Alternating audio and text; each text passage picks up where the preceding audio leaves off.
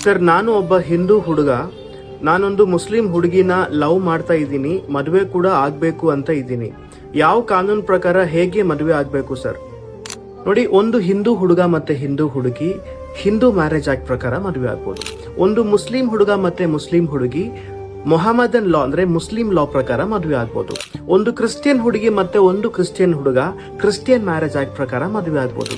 ಆದ್ರೂ ಬೇರೆ ಬೇರೆ ಧರ್ಮಕ್ಕೆ ಸೇರಿರೋದು ಯಾವ ಕಾಯ್ದೆ ಪ್ರಕಾರ ಮದುವೆ ಆಗ್ಬೇಕು ಅಂದ್ರೆ special marriage act 1954 section 5 of special marriage act 1954 ಏನ್ ಹೇಳುತ್ತೆ ಅಂದ್ರೆ, ಬೇರೆ ಬೇರೆ ಧರ್ಮಕ್ಕೆ ಸೇರಿರೋರು ಮದುವೆ ಆಗ್ಬೇಕು ಅಂದ್ರೆ ನಿಮ್ಮ ಜಿಲ್ಲೆದಲ್ಲಿರೋ ಮ್ಯಾರೇಜ್ ಆಫೀಸರ್ಗೆ 30 ದಿನದ ಮುಂಚೆ ಅವರಿಗೆ ಒಂದು ನೋಟಿಸ್ ನ ಕೊಟ್ಟು ನಿಮ್ಮ ಮ್ಯಾರೇಜ್ ನ ನೀವು ರಿಜಿಸ್ಟರ್ ಮಾಡ್ಕೋಬಹುದು. ಮತ್ತೆ ನಿಮ್ಮನ್ನ ಯಾರು ದೂರ ಮಾಡಂಗಿಲ್ಲ, ಯಾಕಂದ್ರೆ ಅವ್ರು ಇಶ್ಯೂ ಮಾಡೋ ಆ ಒಂದು ಮ್ಯಾರೇಜ್ ಸರ್ಟಿಫಿಕೇಟ್ ಗೆ ಪವರ್ ಇರುತ್ತೆ. ಸೊ ಈ ತರ ಲಾ ರಿಲೇಟೆಡ್ ವಿಡಿಯೋಸ್ಗೋಸ್ಕರ ನನ್ನ ಕಾನೂನು ಪಾಠಶಾಲಾ ಪೇಜ್ ನ ಫಾಲೋ ಮಾಡಿ.